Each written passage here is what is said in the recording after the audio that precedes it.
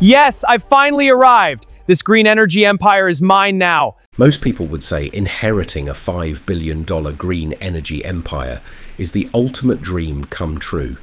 They think it gives you instant security, I got it. total freedom and complete control of your destiny.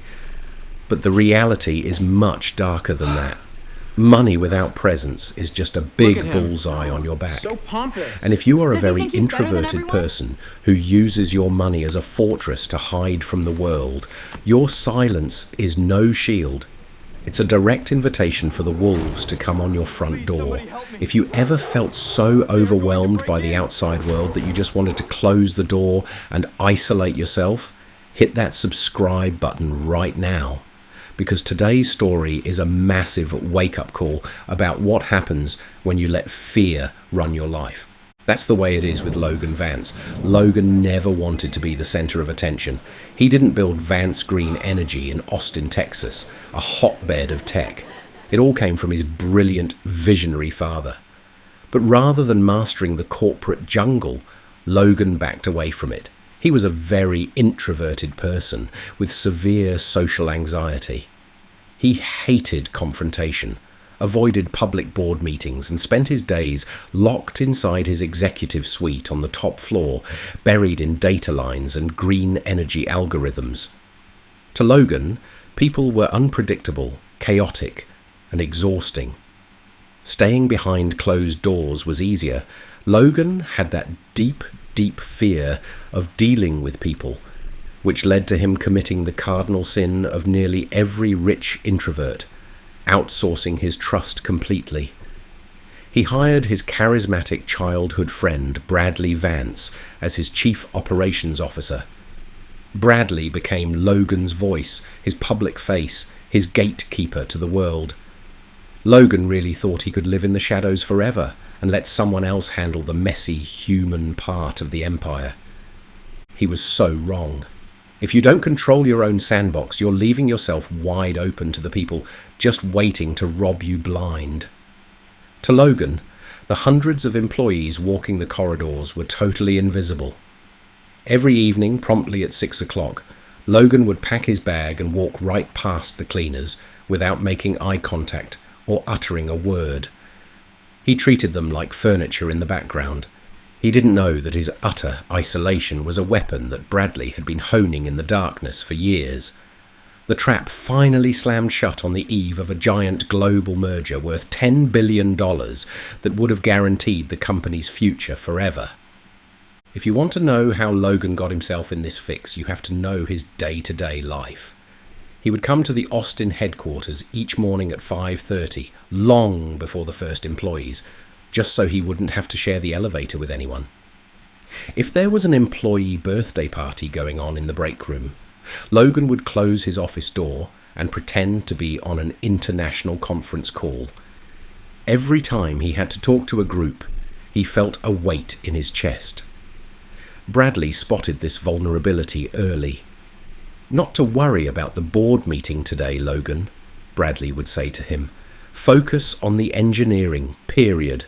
I'll sign the regulatory paperwork and deal with the investors for you." Every time Bradley said that, Logan felt a wave of relief wash over him. He honestly thought that Bradley was going to save him. He didn't realize that by letting Bradley sign the papers and manage the relationships, Logan was quietly erasing his own name from his father's company. Too anxious to sit at the table, he was signing away his ultimate legal authority, one signature at a time. Have you ever let someone else take charge just to avoid an uncomfortable conversation? Tell me in the comments below, because that very habit is what lays the trap. On the night of the disaster, the rain was pounding hard on the floor-to-ceiling glass windows of the executive tower over the Austin skyline. It was 2 o'clock in the morning. The skyscraper was completely still and silent, black, except for the blue glow of Logan's computer screens. He was obsessively rechecking the green energy grid formulas for the merger, a job that gave him the illusion of control without having to talk to a single human. Suddenly the blue light went out. Every monitor in his office flickered, went black, and then exploded into a blinding, violent shade of crimson. The text across the screens read, "System critical. Encryption overwrite in progress." Logan's heart began to hammer against his ribs. A cold sweat broke out on his forehead. As he opened the main admin panel, his fingers trembled so badly he could scarcely strike the keys. The firewalls were all down. Millions of gigabytes of proprietary data, patent designs, and financial records were being systematically deleted from the main servers. Logan grabbed his desk phone and dialed Bradley's private number. It rang out to voicemail. He tried the night shift network administrator. Nothing but static. He was completely alone in a sinking ship. Then came the true breaking point. As Logan watched the active data logs, he saw that the system wasn't being cracked from the outside. The commands were originating from within the building, executed via his own private biometric encryption key, a security code that only he and Bradley possessed. The software was actively wire transferring $50 million out of the company's capital reserve directly into an untraceable bank account in the Cayman Islands. The digital footprint was being intentionally altered to make it look like Logan was stealing his own inheritance before the merger could close. In less than 10 minutes, Logan went from being a comfortable, quiet billionaire to a man facing a 20-year federal prison sentence for corporate fraud. The physical symptoms of his anxiety took over. His throat closed up, his vision blurred at the edges, and he sank to the floor, clutching his chest, completely paralyzed by a massive panic attack in the pitch-dark office. He had all the money in the world, and he was completely powerless. The heavy glass door clicked open with a sharp mechanical echo. The slow, squeaking sound of rubber wheels rolling across the polished marble floor cut through the silence. Logan forced his eyes open, gasping for air, expecting to see a team of federal agents or the hackers coming to finish him off. Instead, a bright yellow mop bucket entered his field of vision. Pushing it was Clara, a middle-aged night janitor who wore an oversized grey uniform with her hair tied back in a simple clip. She had been cleaning his office every single night for 3 years. Logan had walked past her hundreds of times and never once asked her how her day was or even looked her in the eyes. Seeing her stand there with a broom while his entire life was ending pushed Logan over the edge. He scrambled to his feet, his voice cracking with a mixture of rage and terror. He yelled at her to leave the building, screaming that the network was compromised, the company was ruined, and there was absolutely nothing left for her to clean. But Clara didn't move. She didn't look frightened by his outburst. She didn't lower her head like she usually did. Instead, she calmly parked her mop bucket, walked right past his desk, and stood directly in front of the crimson monitors, her eyes scanning the lines of falling code with complete ease. She spoke in a voice that was incredibly steady, deep and authoritative. She told him to stop shouting because he was wasting precious oxygen. She pointed to a specific string of code on the screen and told him it was a Hydra 6 malicious protocol. She explained that the system wasn't just erasing data. It was undergoing a hard kernel overwrite, which meant the hardware would literally self-destruct from thermal overload in exactly 12 minutes. Logan froze, his mind completely short-circuiting. He stared at this woman holding a plastic bottle of glass cleaner, completely unable to process how she could possibly know the name of a military-grade cyber weapon. He asked her how she knew that code. Clara slowly turned around and stood up perfectly straight. The tired, submissive posture of a night cleaner completely vanished, replaced by a cold, calculating presence that dominated the entire room. She looked him directly in his eyes and told him the truth.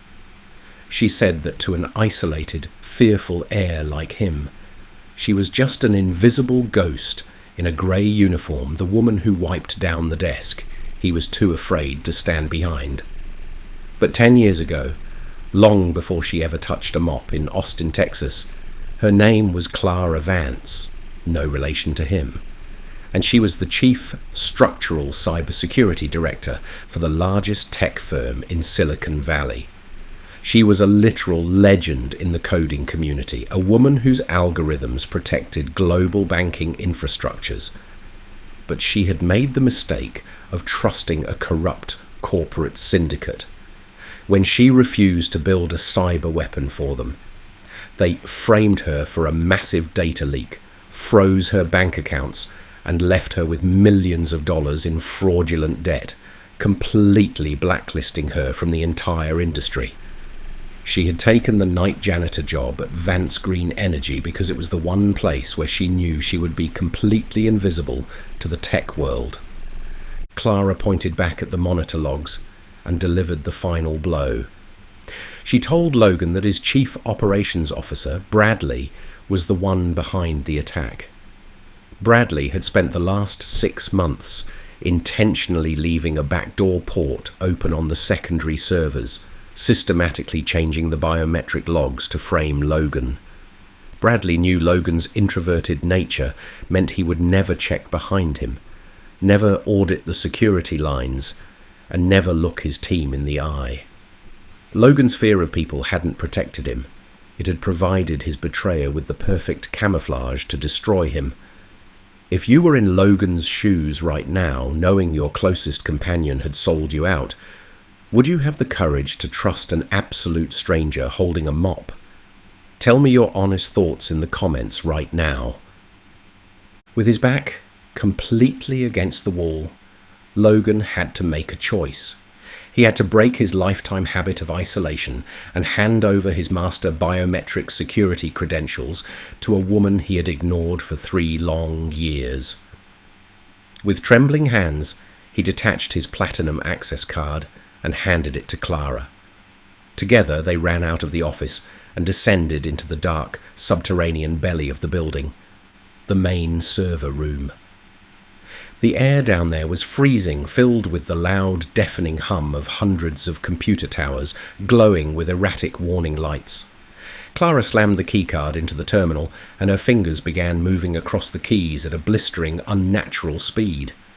She was fighting a war against the phantom code, deleting the malware line by line. Suddenly, a loud metallic clunk echoed through the concrete basement. A yellow strobe light began spinning on the ceiling, and a cold, computerized voice echoed through the speakers. Warning! Thermal threshold exceeded. Argon gas deployment imminent. Core vault locking down. The system was attempting to suffocate any potential fire by completely stripping the oxygen out of the room.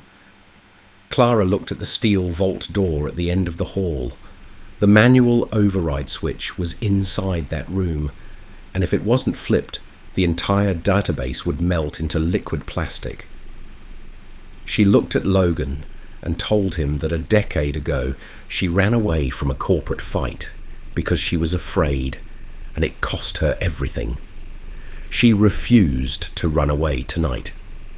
Before Logan could stop her, Clara stepped inside the core vault just as the heavy steel door slammed shut behind her, sealing her inside the misty, suffocating gas.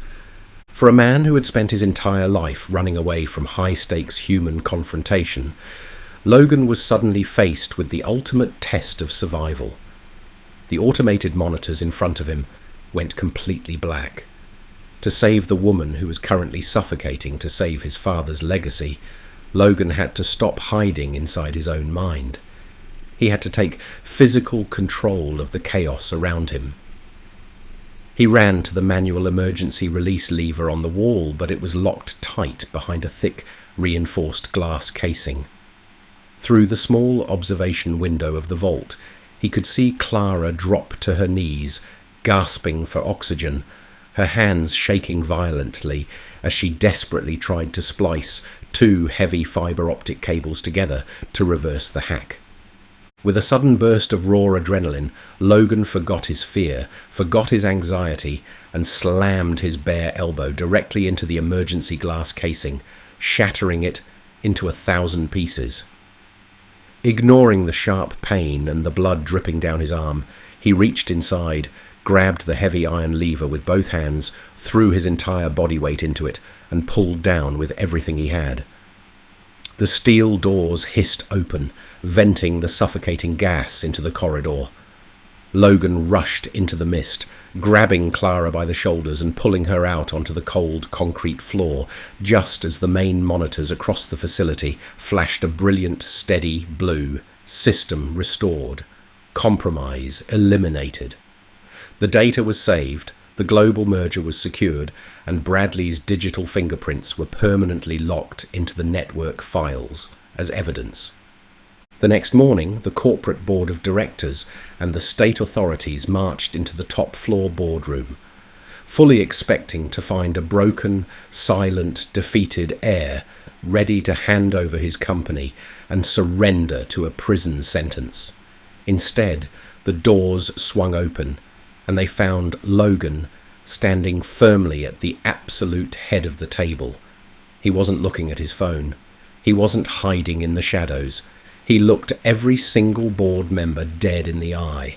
Standing right next to him, dressed in an immaculate executive blazer, was Clara, the newly appointed Global Chief of Cybersecurity for Vance Green Energy.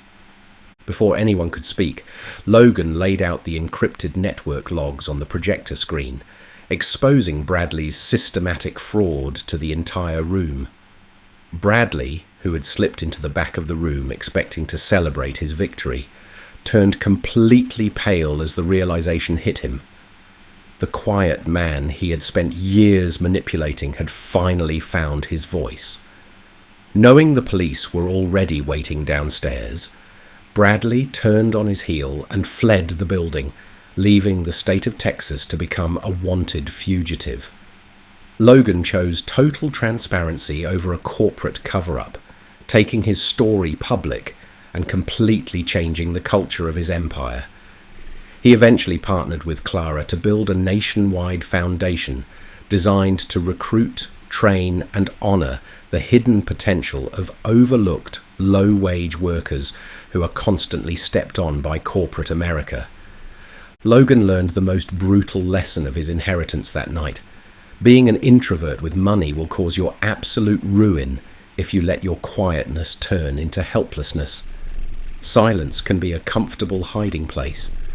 But in the real world, if you do not step up, show your face, and control what belongs to you, the people you trust the most will gladly use your silence to bury you. If you believe Clara did the right thing by saving the man who ignored her, write "Trust the process" in the comments right now, subscribe for our next viral story, and we will see you in the next video.